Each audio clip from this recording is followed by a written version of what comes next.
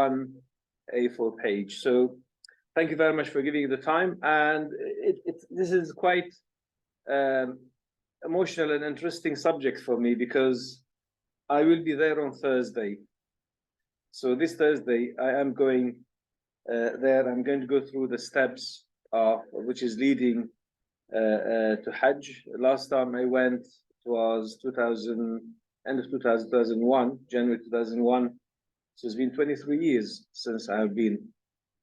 So God has accepted me this year to go there. So I am kind of, in the mood of Hajj. So if I get carried away, apologize in advance, but I'll try not to. There are too many topics, too many lessons, too many wisdoms from the Hajj, from Eid Al-Adha, and the event surrounding Eid Al-Adha. And it's impossible to cover it even in a whole day conference. Usually in the mosques, you'll find imams do 2 days conference, so Saturday and Sunday, 2 full days from like 9 to 5 to cover most of the topics. But obviously, we have only about hour and a half, so I'll aim to give plenty of time for questions, inshallah, question and answers if there are any. We'll share some videos from various steps of Hajj and things which are leading to Eid Al-Adha. So let's start with the basics. In Islam, the Islamic traditions, the Islamic faith, there are only two main Eids, two main celebrations. One is Eid al-Fitr, which we spoke about a couple of months ago. That is after the month of Ramadan, after fasting. And the second Eid, which is coming end of this month, and it is after the Hajj. So both Eids come after two of the main pillars of Islam. So there's the 5 pillars of Islam. I'm sure all of us we heard about them. They are taught in schools. Very basic introduction to the Islamic faith: to believe God in God and none worthy of worship but God and Prophet Muhammad, his messenger, praying 5 times a day, paying zakat, fasting the month of Ramadan, and going to Hajj to perform the pilgrimage, the Hajj. So these are the 5 pillars. So two major pillars like the Ramadan and the Hajj, always followed by Eid. Eid means celebration, basically. But celebrating what? Obviously, traditionally, celebrations means people wearing new clothes, having a lot of sweets, a lot of family visits, family occasions, a lot of joy and happiness, basically. But the real meaning of Eid, or the inner meaning of Eid, is, as well as the sweets and the food and the family unions and everything, is to celebrate the obedience to God. That God enabled me to fast the whole month of Ramadan, and I have succeeded in fasting. So now I'm celebrating my success, that I have been obeying God for 30 days, fasting from morning to evening. Now, similarly, the Ramadan is actually much easier one, which we covered last time, but today's one is much more complex. But I'll try to simplify it as much as I can. Is followed by Hajj. So those who follow the rituals of Hajj and complete the Hajj is Eid for them. Now, those who are not in Hajj, like those of us in Southampton or wherever we are in the world, those who I'm talking about Muslim people who are following the Islamic faith, but they are not in Hajj. They are also required and they are recommended that they live the steps of Hajj, although they are not in Hajj, but they try to live the moments of Hajj remotely by, for example, fasting those 9 days. They started actually starting soon, some starting today, actually first day, some starting tomorrow. As you know, there's a difference of opinion sometimes as well in Islamic faith. We are not immune from differences. And then ending after 9 days. So to fast those 9 days, and then at the end we do the Eid prayer, obviously, and then at the end of that there's the sacrifice. So it's called Qurbani or Qurban. I'm sure some of you heard this word before. I mean, quite a few people from Muslim faith here, so you must have heard the Qurbani. where you sacrifice an animal. Usually it's goat or sheep or camel or cow, and use the meat to for the Eid occasion. The family can use portion of it, and another portion can be given to friends. But then at least third of it must be given to the poor and needy. And this is mostly in countries where it's difficult to get meat, it's too expensive. But in places like in the UK, traditionally, at least in Southampton and throughout the UK, because meat is very easy to access and is just as cheap as vegetables and other stuff. So there is no scarcity, there is no need, there's no desperate need for the meat here. So therefore, mostly people send the animals or pay money to charities which deliver and slaughter those animals or qurbani in poor countries, like in Africa, Far East, areas affected by calamities or wars, or where there is extreme poverty and people don't eat meat actually for the whole year. The only time they have access to eat meat is the day of Eid Al-Adha. So it is truly a Eid day for them, because that's the time when they can eat meat. And this is also part of the rituals. But if a Muslim, there'll be millions of Muslims going to Hajj and celebrating. The way they celebrate Eid over there is different from here, and I'll explain both of them.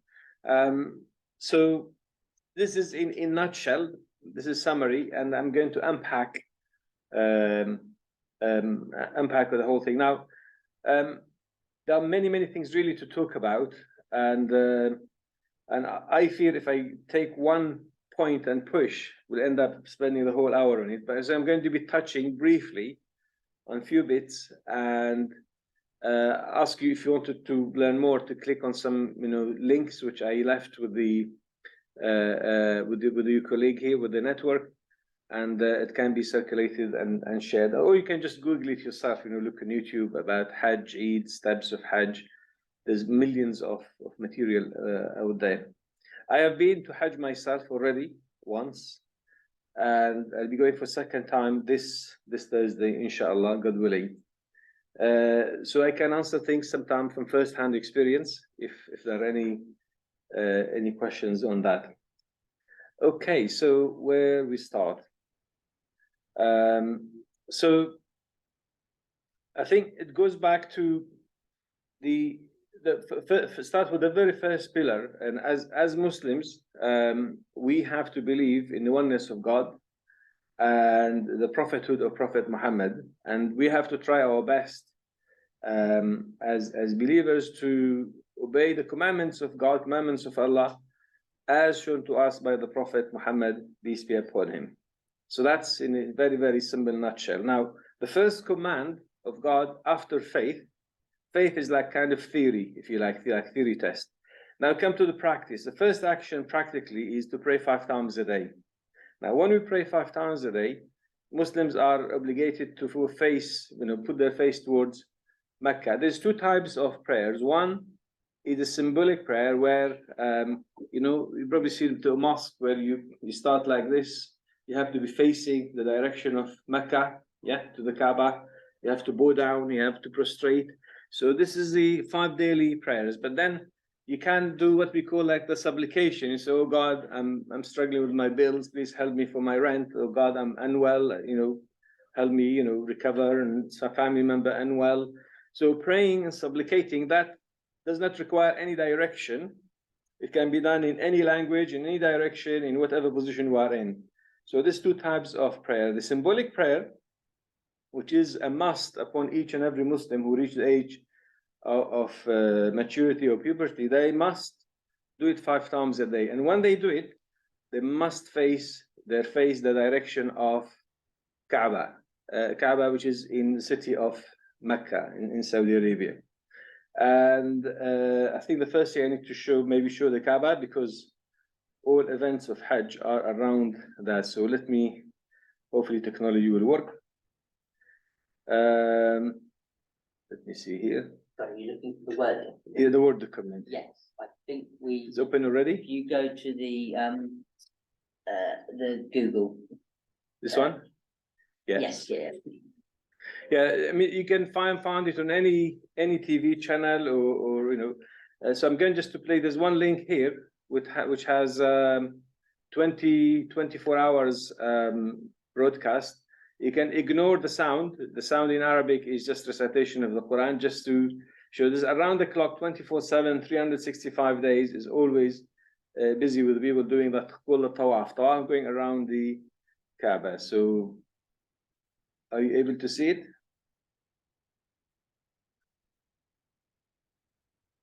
Yes. I'm not sure if it's visible on Zoom or am I doing the right thing? Is that Yeah, okay, that's on the, yeah. so it shows in the screen here? If anyone No, can't see it, just wave your hand. Can someone raise their hand if you're seeing it? Give us a thumb up. No, they can't see it.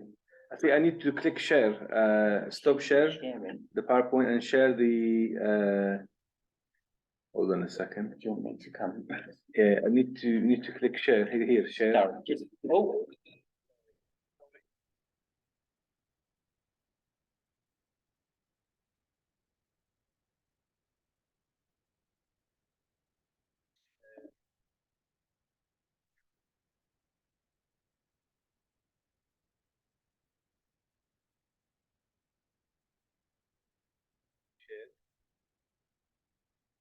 Share screen. This one.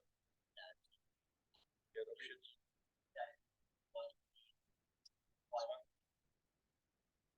Just go on the bottom bar. Simple. Just go this one. Yeah. See. Yes, this one.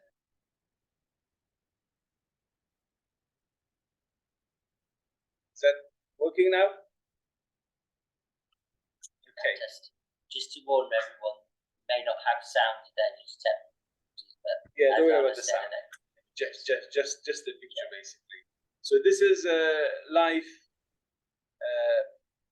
streaming from the Kaaba. You can see much better quality from various TV channels as well. Now this is not the peak time yet. It's going to be really peaking on probably Friday, maybe Sunday, Monday, Tuesday, then the whole week till Eid, and the absolute peak of it was on Eid day. And people will be there. There's no Eid prayer for those who are in Hajj. There will be no Eid for them. They will be doing the tawaf instead. They will be doing the stoning, the devil. They'll be doing shaving their heads. They'll be slaughtering. There's so many jobs they have to do there. But just suffice to say, for this one, this is a Kaaba. It's like a room, black room in the middle, which was built originally by Adam, then rebuilt again by Prophet Ibrahim, and his son Ishmael. So what you see, these dots are people going around. This is part of, it's called tawaf. So going around, we do that 7 times, part of the rituals. It's not Hajj yet. It's like Umrah, which is like mini Hajj. I'm leaving 2 leaflets here in the office. So one is for Hajj, one is for Umrah, which is mini Hajj and mini Hajj, basically. Anyone wanted to then find more, maybe you can take copies from this as well. Okay, so that's the direction. Whenever we pray in Southampton, in Scotland, in Pakistan, Africa, wherever we are, we have to turn our face towards the direction of the Kaaba, of this house, which is the first house of worship. And we need to try to, praying properly. We need to visualize this in front of us as if we are standing in front of the Kaaba. We need to kind of imagine it when we pray. It helps us to focus in our prayer. There's a lot of significance, a lot of meaning for all the steps. One of them, like walking around the Kaaba, is kind of a pledge, kind of a promise we are making that God, we will make our entire life revolve around the commandments, revolve around your obedience. So living a whole life based on obedience to God, and loyalty to God, obedience to God, but at the same time translate that into service to humanity as well. So these are the two key components of this. And this is a symbol of uniting Muslims from throughout the whole world, through colors, cultures, genders, class, rich, poor, wherever we are, whatever place we are in the world, when we pray, face towards this Kaaba. It's men and women mixed. You see it. And some of them carrying umbrellas because it's too hot. It's probably something 40 plus at the moment there, if not more. So that is for the Kaaba. Any questions so far? Maybe I think it's better if I slow down and pause for taking some questions. The chat box. There's some questions. Microphone still connected. The sound is less clear now. Yeah, should I close that? Okay. Okay, can you hear me? Somebody give me a thumb up if you can hear me clearly. Yeah. Okay. Any questions so far? Questions from the audience here? No? Okay, thank you very much. So let me stop this. As I said, whatever I'm showing here, it's available in an email which can be forwarded to you if you need to stop sharing.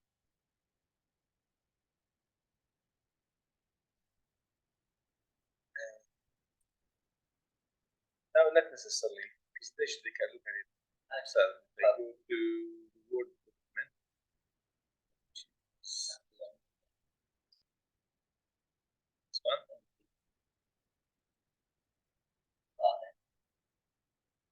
This one.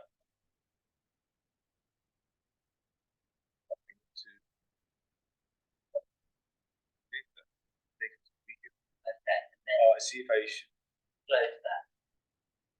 see.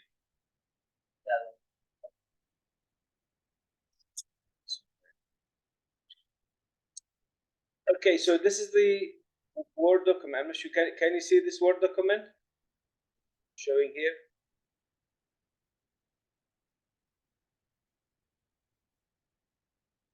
It's showing. Yeah. So mostly short clips, 10-15 minutes each, shows various aspects of the Hajj. Okay, so each one. So we've reached. So basically, as Muslims, when we reach to Hajj, first thing we have to do tawaf. We go around this Kaaba. Now, those who are, especially next, 8-9 days, waiting to come Hajj, obviously there'll be more. Even if I'm not that practicing, become a bit more practicing nowadays. If like in Ramadan, many Muslims are not practicing fully properly. In Ramadan, they become more spiritual. They start becoming more practicing because these are very blessed days, very special days leading to Eid Al-Adha. Same thing like Ramadan leading to Eid Al-Fitr, especially last 10 days of Ramadan leading to Eid Al-Fitr. These 10 days now leading to Eid Al-Adha. So hopefully you'll see a lot of Muslims now coming to the mosques. A lot of Muslims will be fasting and having that spiritual feeling, that passion, that eagerness that they wanted to go one day, and having that dream that one day I wish I can go there. It is honestly, it's a dream for every Muslim to go and see the Kaaba, because we pray all our life, 40, 50, 60, 70 years, every day, 5 times, going up and down, prostrating, towards this house of Kaaba. So to see it at least once in our lifetime, to touch it, it's very, very special feeling. So it is a dream of every Muslim, how to be attached and directed towards this. Okay, now the first step of the Hajj, usually we take our clothes off for the men. We wear 2 pieces of some clips here.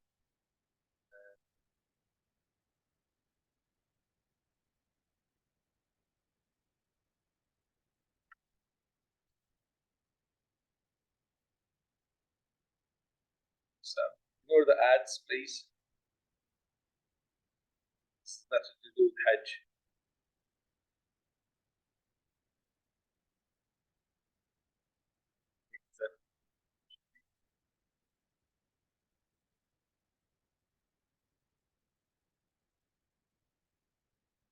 Okay, so this is slightly clearer picture.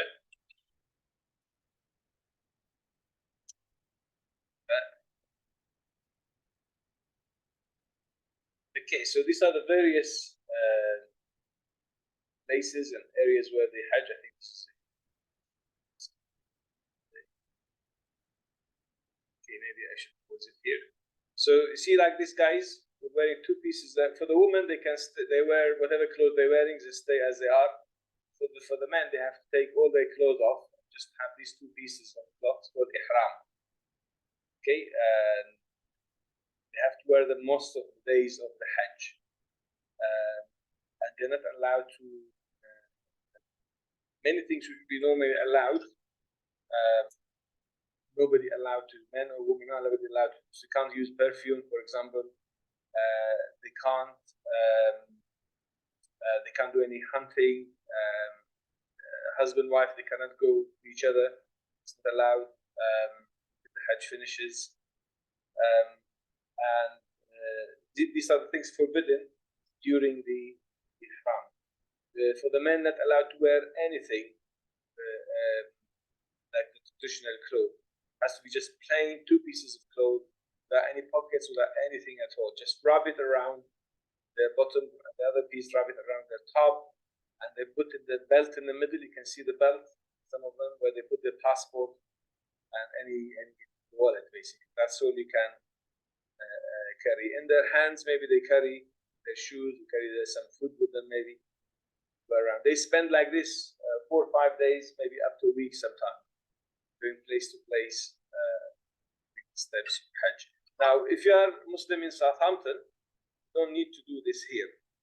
But spiritually and mentally, it's good to keep watching and thinking of this and imagining and hoping that you will go one day. Obviously, everything has meaning and wisdom behind it. This is here for the equality, where everybody is equal here, whether you are a king, whether you are a richest person on earth, poorest person on earth, no matter what profession, what status you are, you can't tell who is who here. Everybody has to wear exactly the same thing. If they wear anything different to distinguish them, their Hajj is invalid. So they have to live these moments of unity and equality. Okay, so that's the ihram. Now, after ihram, then they have to go to a place called Arafat. But first, before Arafat, they have to go to Mina. Mina, let me see, there's a valley here with millions of tents. Okay, so the Hajj begins this. Sorry, Anas. Yes. I just have to pause the session 1 second. Just have a few technical problems. Just going to check for 2 minutes that things are still working. Just need to check this microphone is still connected. They're not able to hear you. Yeah, I think there's a slight problem. Just check this is.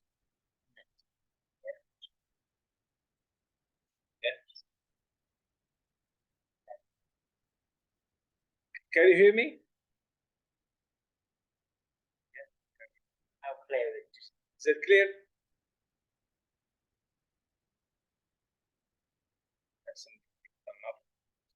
Okay. Okay, we're okay.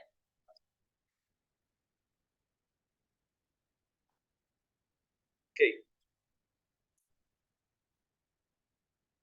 So once we arrive to Mecca, we do the tawaf, go around the Kaaba, and then obviously we have to be, before we reach to Mecca, we have to wear that pieces of cloth.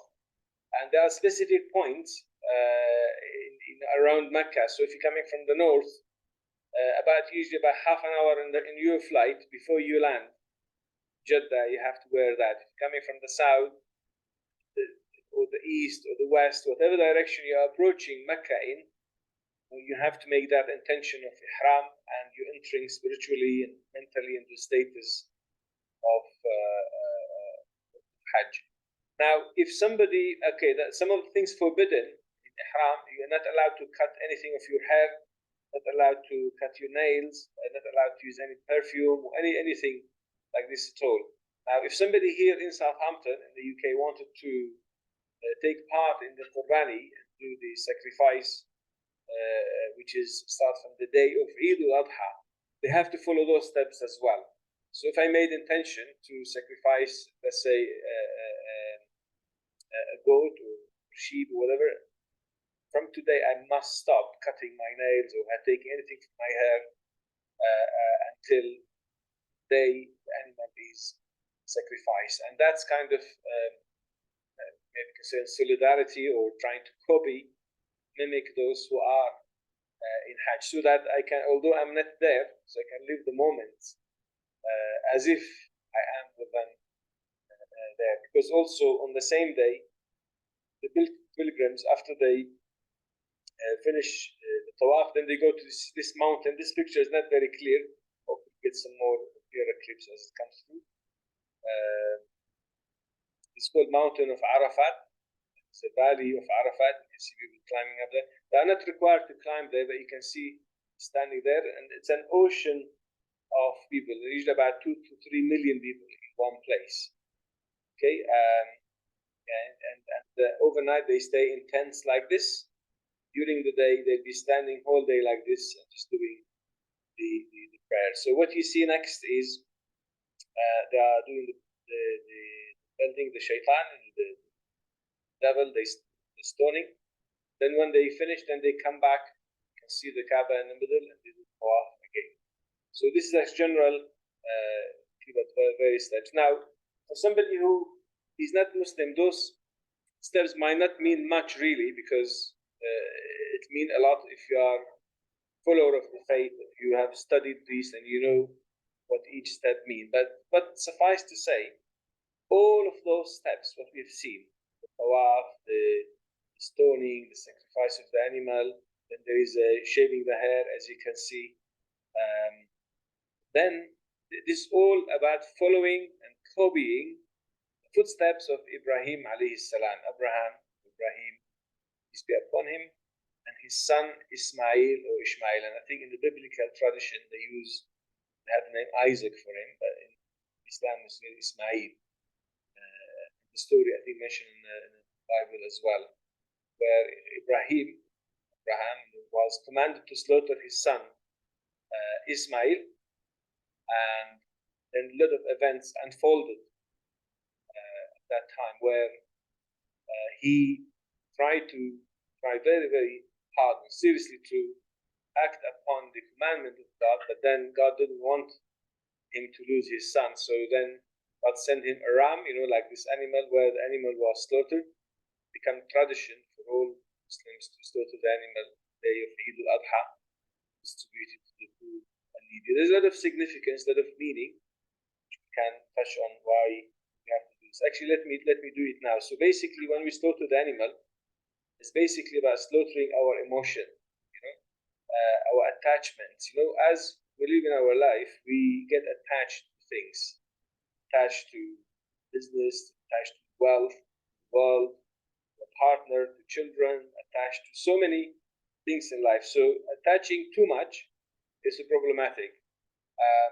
And so this is the lesson of this, is that we should always be prepared to depart, because the departure is imminent. Everybody has to go. When we go, we have to be prepared for going, for departing from each other. So the real tradition of the Qurbani, or the sacrifice, is that you buy the sheep and you keep it in your house for 2-3 months. Obviously, we can't do it in Southampton, but in Muslim countries usually they would do that. So your family, your wife, your children, family members become too attached. It become very much like pets, where emotionally linked to it, and then feeding it and looking after it, cleaning it. It becomes part of the family. Then the day of Eid comes, where now need to be slaughtered, and everybody will be crying. children will be crying, family. Now, might sound really cruel, but there is a big lesson in that. So this is how it needs to be done. And the message in here is that as we are traveling in our life, as we are traveling towards our Lord, this short temporary life to the life in the hereafter, we will go through attachments, we will go through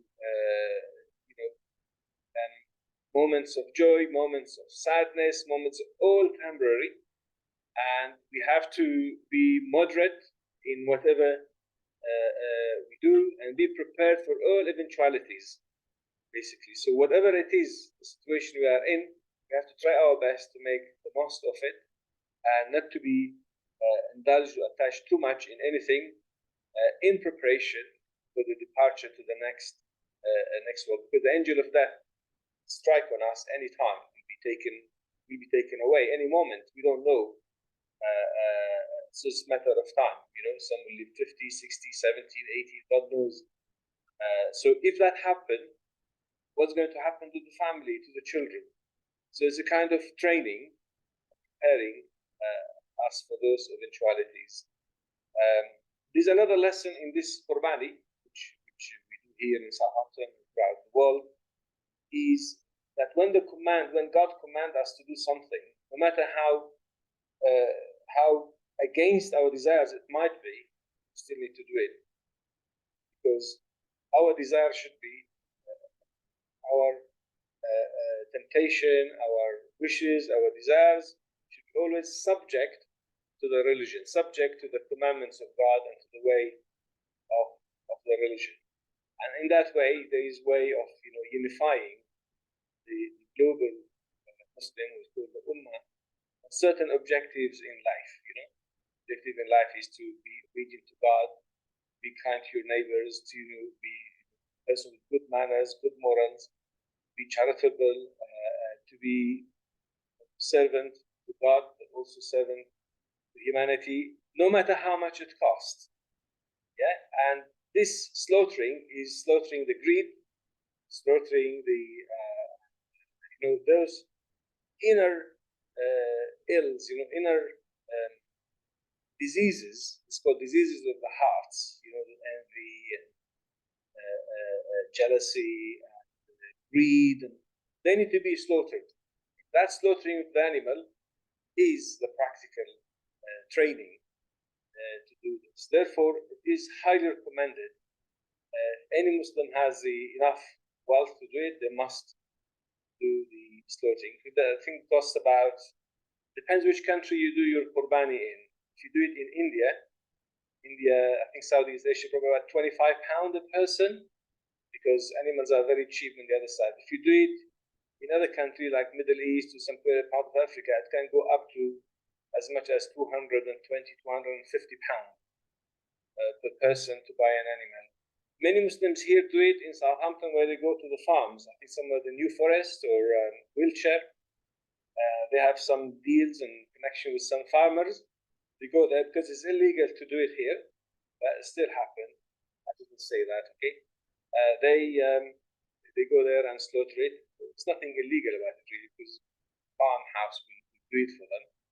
They just cut it and take it home. But mostly it doesn't happen here because nobody needs meat really here. Anyone can access meat very easily and very cheap.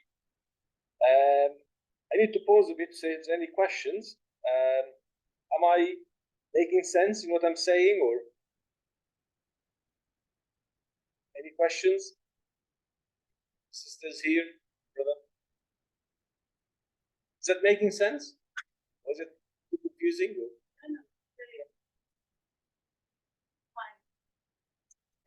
Okay. Good. So the peak of the Hajj is when the pilgrims, which is the day before the day of Eid, where all Muslims throughout the whole world, that's like 1.8, maybe 2 billion Muslims, will unite in living the moment of Arafat.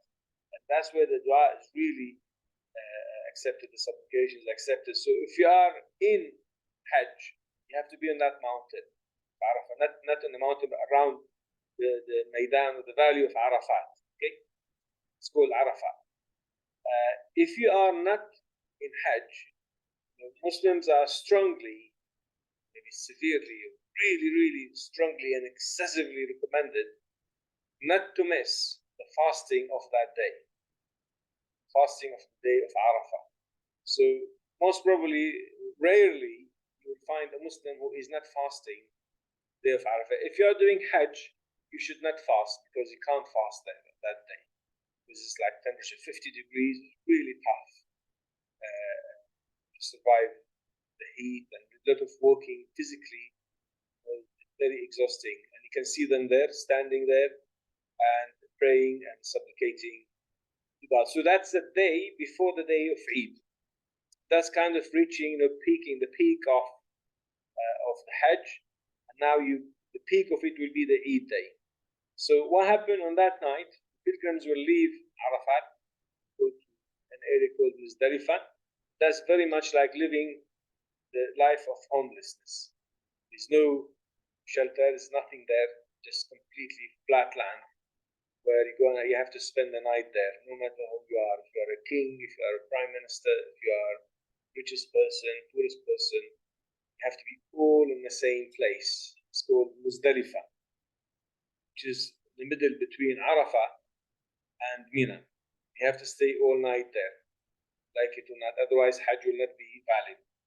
Now that is a night of Eid for those Eid Al-Adha, those who are not doing the Hajj. And now the busiest time will be the next morning, which will be the morning of the Eid day. So Eid Al-Adha day, all the pilgrims, you can see those arrows going to the stoning. So they have to go to these called Jamarat.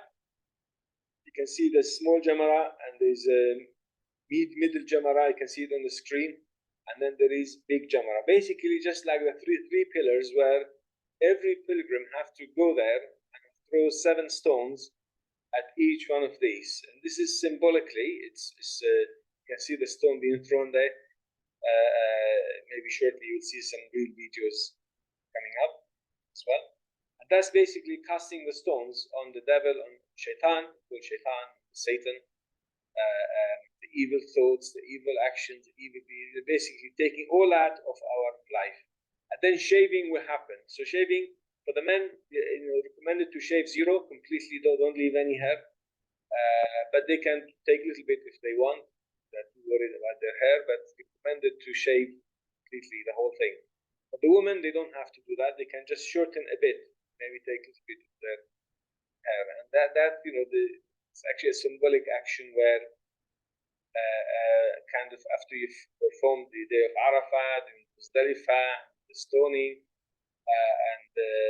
so kind of like a fresh now, you're cutting your hair, having a fresh start again.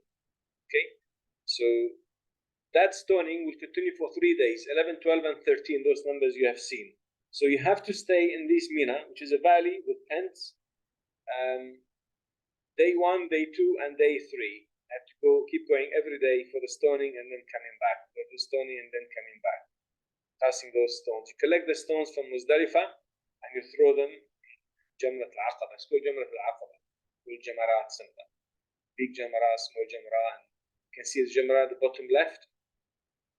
Okay, and so you go there, do the stoning. I think shortly we'll have some videos there. There's some ads coming, nothing to do with Hajj. Let's skip that. Yeah, so you can see these Hajjis coming from tents from distance. Yeah, and they're heading towards the stoning. You can see them throwing the stones. Can you see that? Hopefully it's visible. You can see that, sisters there? Okay, so they're throwing the petals at the Shaitan. So the Jamara, you have 21 stones with the 3 pillars, 7 each. So 21. Okay. Then there are certain things we say Allahu Akbar, God is great. Say Ta'at al-Rahman, Ma'asiyat al-Shaitan, in the name of God, obedience to God, disobedience to Satan.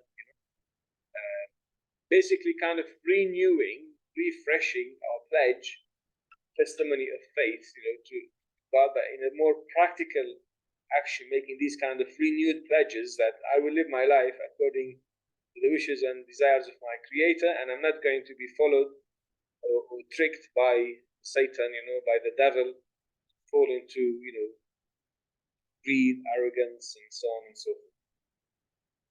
Okay, so that is.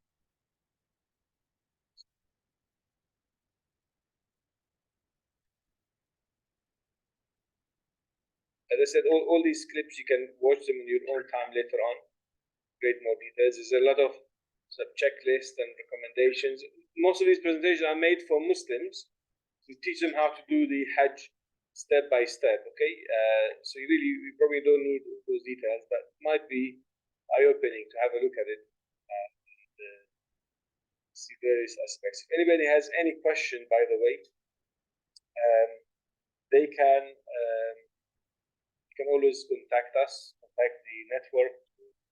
Just the Parveen is part of the network as well. Try our best to answer any questions.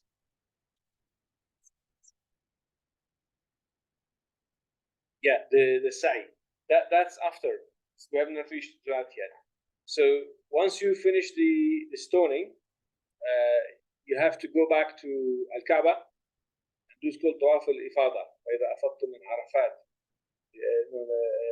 After doing so you have Arafat, then go Muzdalifah, then go Mina, do the stoning, and then you go to do Tawaf al-Ifada, second Tawaf. Then after that you do the sa'i. So the sa'i is the two mountains. There's two mountains called Safa and Marwa. Let me see if I can. I think I have some videos.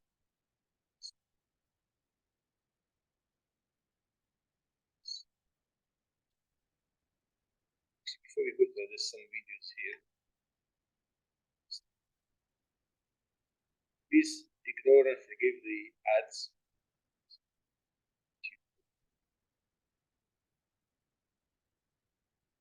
Stubborn. I'm going to go unless they finish.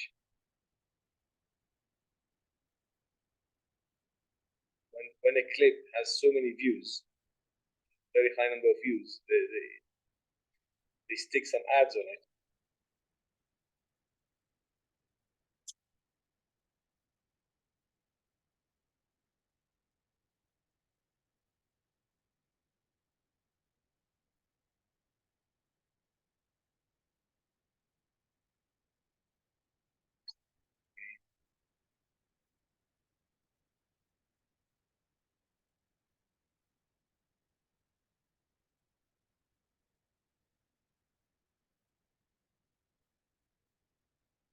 Okay, so this is like the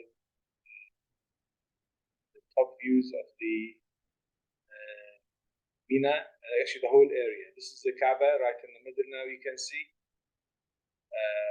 So when you finish the stoning, you come back to Kaaba where they do the Tawaf. You can see that like ocean of people walking. These are those pilgrims who are moving those different roads. There's 2-3 stories roads where they. What's it? This is stoning again.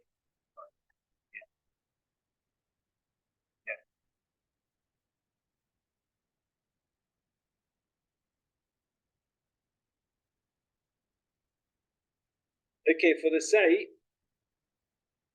think I have a video for it.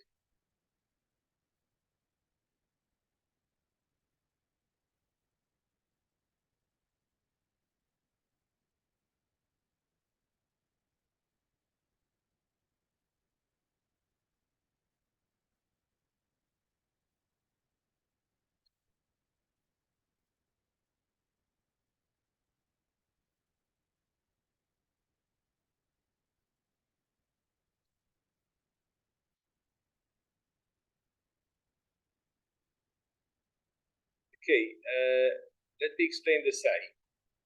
So to understand the sa'i in Safa and Marwa, you find many ladies Muslim community have the names Safa. Also, I've come across somebody called Safa, Muslim ladies. So other ladies called Marwa. So very common names. Actually, these two names are named after two little hills or two little mountains. One called Safa, one called Marwa. Everyone who goes to Hajj,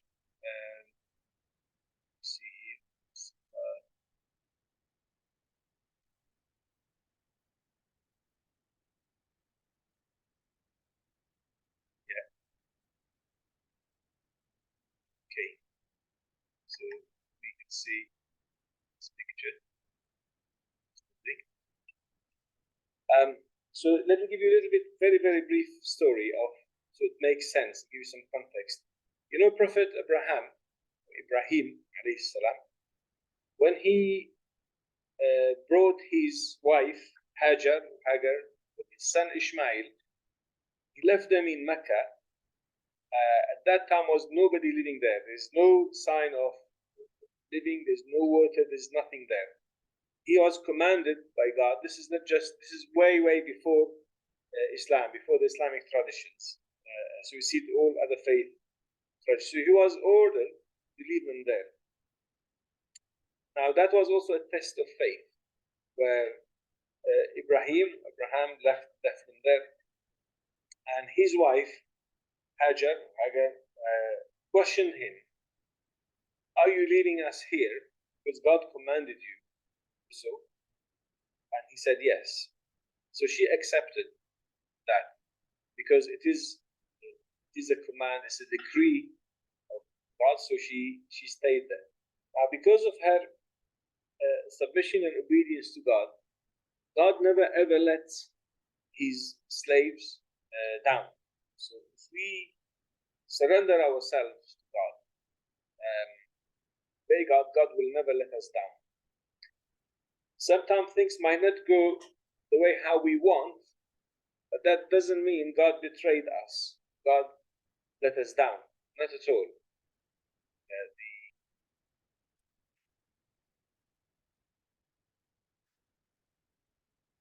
These are the various pictures of Safa and Marwa.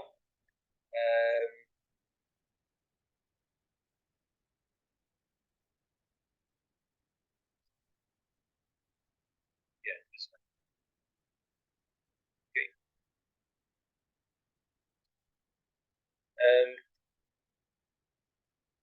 This one here. See, like it looks like little mountain here. Can you see that here? So if you come out from the Kaaba, literally opposite the door of the Kaaba, there's two hills, one called Safa, one called Marwa. So when the wife of Ibrahim accepted that test and surrendered to the will of God, and she had faith in God that he would never let her down, and what happened? The help of God came.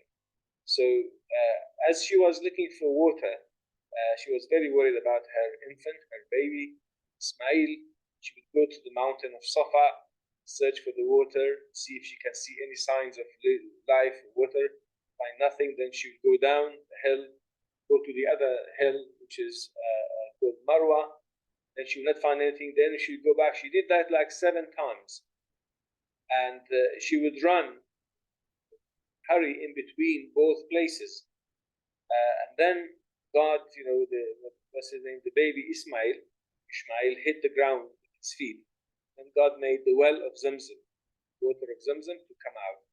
And since that time, thousands of years till today, that water of Zamzam is still coming out, still gushing out. But obviously now that you can't see it because they put some buildings and pipes and stuff around it, and it's supplying, various places in Saudi Arabia. And all pilgrims, when they bring, we call it holy water. You can call it maybe nearest word was holy water or water of Zamzam, basically. If anybody drink that water, make any intention of prayer, ask God for anything, God will make it happen.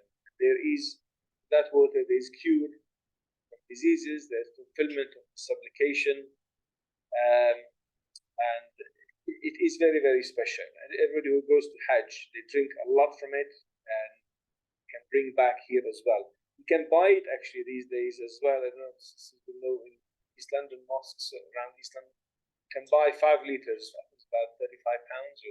Usually, it's not allowed to sell the water, but this is like the shipping cost because it's free. You know, you can drink as much as you want there. So basically, now every pilgrim, every Muslim when they go for Hajj, must follow the footsteps of that lady. So that when, and there's a message here that when you sacrifice for the will of God, when you accept the hand of God, God loves it so much, God will never forget it for you, will reward you for it, and will make it remembered as well. So this Safa and Marwa and Sa'i between Safa and Marwa is a legacy of a woman, and you could probably say a single woman, where in her own, with her child, infant, and the help of God came to her. And now, until the day of judgment, millions, actually billions of pilgrims, their Hajj is invalid unless they go and run the same footsteps between these two places, basically to relive that memory of Hajar, Ismail, alayhi salam, and drink from that Zamzam and bring it back to England, whatever country. And then whenever you drink from that, you know, pray, God will accept that prayer. So that's also part of the, usually also it happen on Eid day as well. Obviously, if you are in Southampton, can't do that.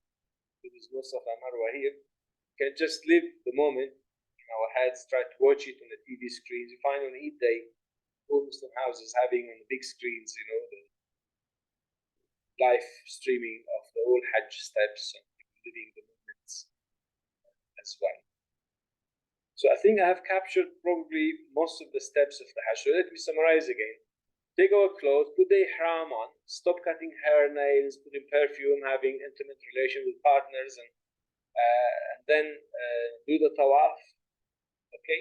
And then do the sa'i if you're doing umrah, the kind of mini Hajj, and then take your clothes off and be ready for the full Hajj. There's different types of Hajj. I don't want to take you through those different steps of Hajj. Quran, there is Tamattu, there is, you know, that's too complicated. If anybody wanted, can give you some leaflets about it here as well.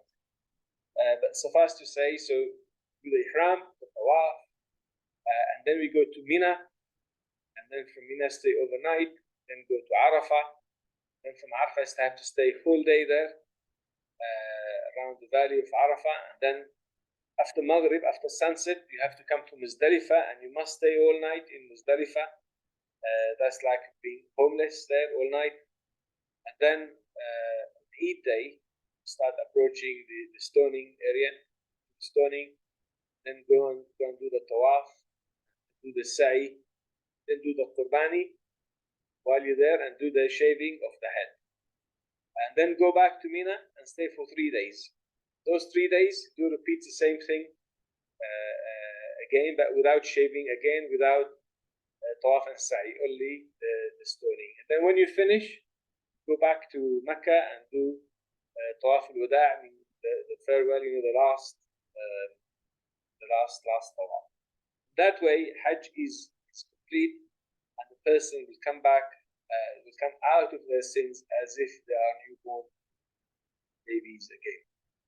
So it's an amazing spiritual journey, and all of it based around how we come out from our own energy, thinking, personalities, greed, whatever, and then surrender complete obedience and servitude to the Creator, making that pledge. God, I'm going to go back to England now, I'm going to go back to Pakistan or Africa, wherever, and I'm going to live new life like a newborn baby. Everything I do, I need to make sure pleases you. It is serving you as my Lord, as my Creator, but also serving the humanity. So that is the story of Hajj. I'm sorry if I used a lot of terminologies which probably didn't make sense to some of our listeners, but I hope made a bit of sense God willing, you can look through the material again, ask any questions. And I pray that all of you, I mean, particularly our Muslim listeners who are online now or are sitting here in the audience, that God take every one of you that journey. You know, it's an amazing thing. It's just, it cannot be described in words. Actually, it's like a 1 week of tears, you know, there. You don't know how, you know, how the crying will happen there. You know, when you see the Kaaba, touch it first time, you know, you go stoning, when you see go Safa, and then you go Marwan, start reliving the memory of all these prophets, peace be upon them. It's just super amazing. Any questions? How are we doing with the time? It's left 25 minutes.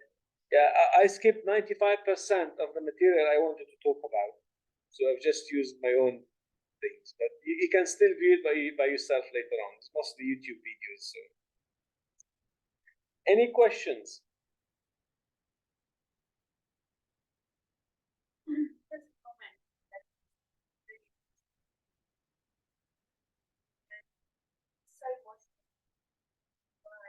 Did you come close to this so they can hear you?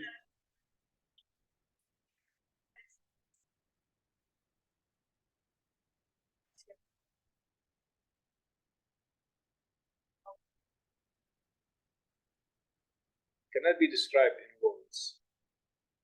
Absolutely.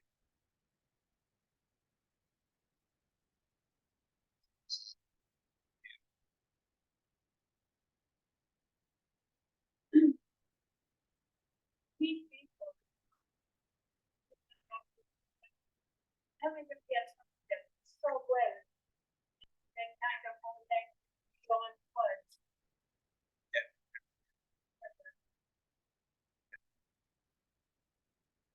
This is doing the tawaf.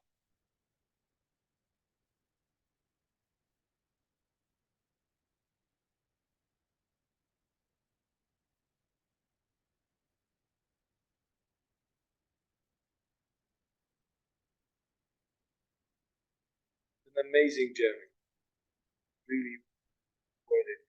Worthy, you know, it's worth mentioning, Hajj is not obligation on every Muslim. Only Muslims who are physically fit, able to travel health-wise, and who are financially able to afford the cost of the journey. In fact, the majority of Muslims in the world, they cannot afford the cost of the trip. So therefore, Hajj is not obligation on them. So only obligatory if you can do it. Same like Ramadan. Ramadan is not obligation on every Muslim. Many Muslims, actually, they must not fast Ramadan because of their health or conditions they are in. So fasting Ramadan only for those who are fit, well, able to fast, then they must fast. Otherwise, as you know, we discussed that last presentation, Eid al-Fitr. Looks like pregnant woman, breastfeeding person, elderly person, somebody traveling, somebody sick, somebody's doctor said he can't fast, then they must not fast. Same thing, Hajj here. You need to be fit and well to do it. Also, financial means make you reach there. Now, on the other hand, if you have the financial means and you have the financial means to do it, and you don't do it, there are some huge warning against that as well.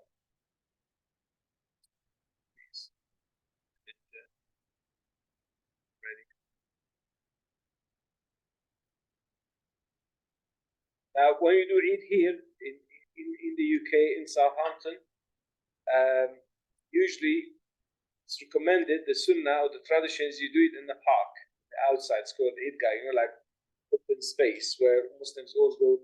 This is one of the pictures last Eid, if you want to go in Manchester. Okay, last Eid Al-Adha. Let me just, here. You can see it. Yeah, this is in Manchester. I think they had it in Birmingham as well. All the big cities, they do Eid outdoor where they have like 40, 50,000 people gather together. And they have events for the kids, for the families. Here in in Southampton, what you will find is, unfortunately, they don't do it on Eid Day. They do it like a few days later, where they do celebration. Mostly happen in Medina Mosque, where they sell food, clothes, and have bouncy castles, as you can see. So it happened locally in Southampton as well. Bigger cities have it much larger scale. I think there's one coming up in Portsmouth, I heard.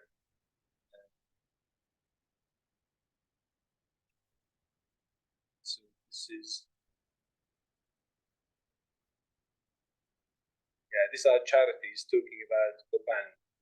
So when we want Qurbani, you pay some of the charities, and they store the animal and send it to the poor and needy around the world, so they can have access to the need. I think this is a human appeal charity. This is an ad basically, came by itself.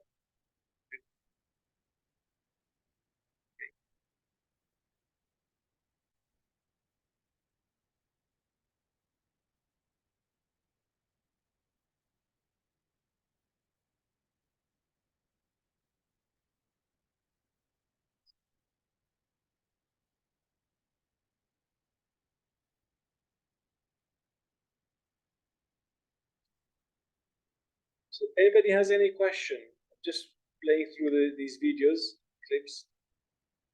There are millions of these videos, on the internet, which you can explore. Now, one more thing. If you forget everything today, one thing you must not forget. You take one thing from the whole session today, please take this. I don't know if you can see the screen.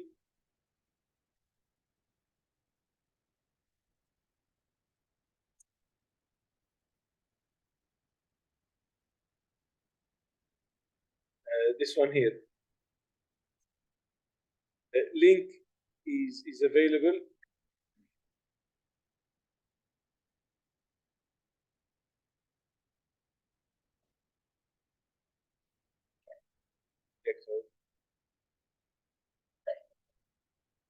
Okay, this one. So the peak of the Hajj and the peak for those who are here preparing for Eid Al-Adha is day of Arafah, which is the day before Eid actually. It is as important as the day of Eid. Now on that day, Prophet Muhammad, peace be upon him, he did only one Hajj. And while he was in the mountain or the area of Arafah, delivered very important, very universal speech. It's only one side of A4. One side, A4. This is all of it. Here, the bottom is Arabic. You don't want the Arabic. Okay? That is the English. So it's literally one side of A4. Now that speech is so important for every Muslim. They need to really always be mindful of this, because in that speech, Prophet set some important rules and regulations for life. He put some guidance for life. He abolished, for example, all the usury, the interest. He established the status of women in Islam. He highlighted the sanctity and the importance, dignity which Islam gives to women, the role of the woman and the importance of the woman's role in families. He talked about the sanctity of life, and warning against all types of shedding blood unjustly or unfairly. It's a very short speech, about a page, but if you read it carefully, it's just one of the most powerful speeches on this planet for the last thousands of years. Usually see decorated mosques, children in school sometimes memorize it. It's really important speech. Please try to find some time to read it. Okay?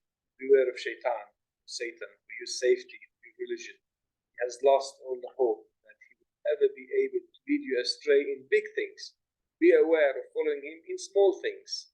Say devil in small details. Yeah, in small things. Sometimes he will not guide you astray in big matters, but He'll try step by step to take you. Then all mankind from Adam and Eve. Let me read some passages of that. All mankind, unless somebody has any questions, so I'll just read here. Let's read this one. All mankind is from Adam and Eve. An Arab has no superiority over non-Arab, nor non-Arab has any superiority over an Arab. Also, white has no superiority over black, nor black has any superiority over white, except by piety, which is Taqwa, which is the name of our mosque, called us piety, and good action. Piety and good action. Learn that every Muslim is a brother of every Muslim, that Muslims constitute one brotherhood. Noting, nothing shall be legitimate to a Muslim which belongs to a fellow Muslim unless it's been given freely and willingly, by preserving the property, not to steal, not to confiscate, take things.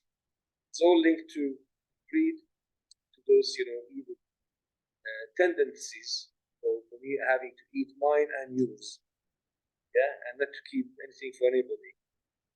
That has to be crushed, basically. Always, that the Prophet also said that none of you can be a true believer unless they like for their brothers what they like for themselves. So that is it's a statement that it's very, very difficult to implement in life. That whatever I like for myself, I like it for everybody else. How many of us really can do that? But it needs to be an ideal which we need to be aspiring to works towards,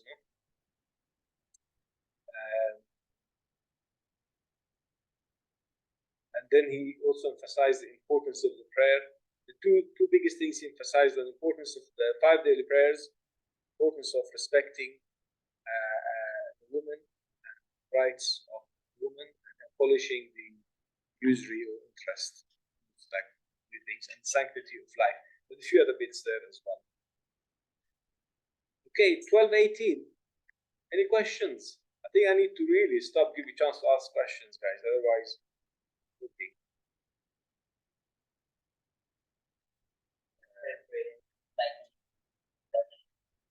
Anybody want to say anything? Any comments? Any questions? I hope they've been hearing us.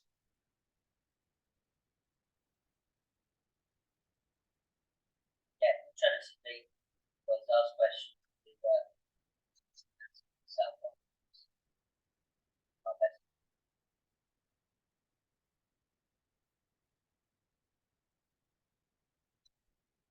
Okay, so nobody has any questions? I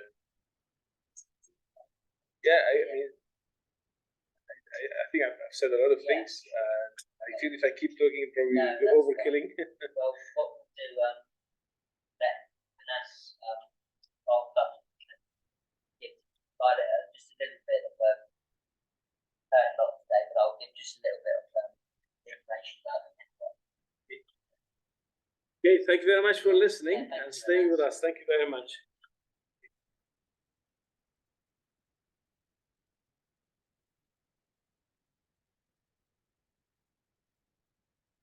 Yes, thank you everyone for coming today, and hope that was useful. As I said before, information will be sent out to everyone following the session, and have Anas's details so you can ask questions and should you need to. So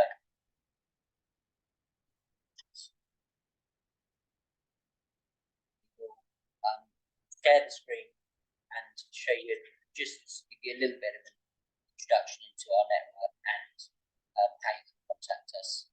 Just bear with me while I set that up.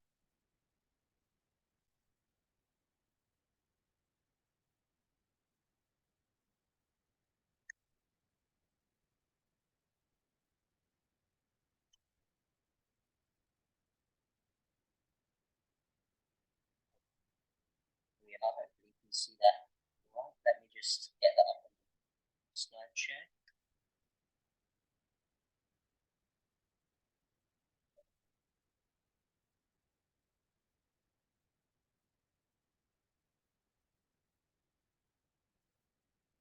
So, just basically got a bit of our details here, but yes, so Anas kindly delivered today's presentations from our network, Southampton, South Hampshire Hate Crime Network. So most of you are probably aware, so I won't go into too much detail, but yeah, the kind of community-led project involving different community organisations, including Anas's Taqwa Mosque, who's here from the Muslim council Southampton. So yeah, but represent religious groups, represent LGBT groups, disability groups, basically all types of people that can be affected by hate crime are represented. We work together to raise awareness of hate crime and essentially support victims through our system,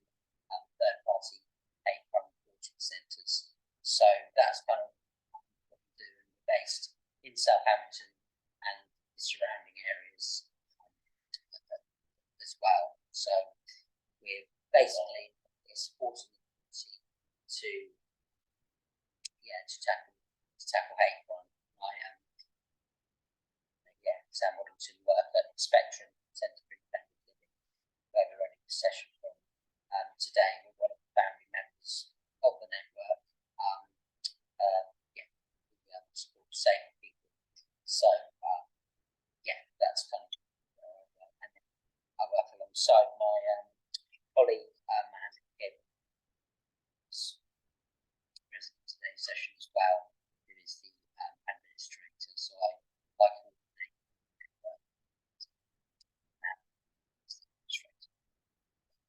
So if you have any questions about what we do, again, circulars, PowerPoint after details to find out about us, get in touch. Happy to provide answers. Please share this with any contacts, because we do have recommendations on the network, but we'd love to expand.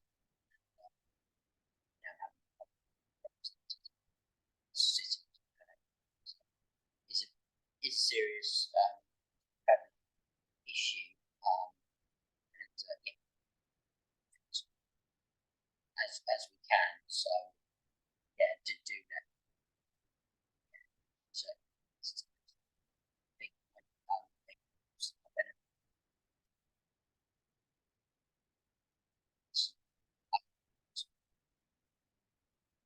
to get in touch with us.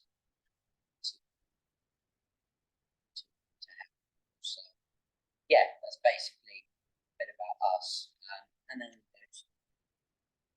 so the awareness sessions that we're doing, this awareness session today is part of our initiative started this year to give awareness to the communities that are represented in Southampton, as well as kind of types of hate.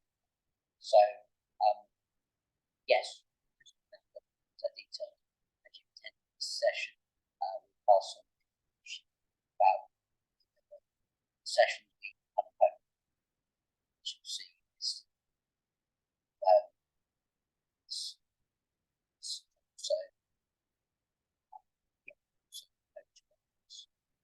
As well, there's a range of attend those. Obviously, these are great to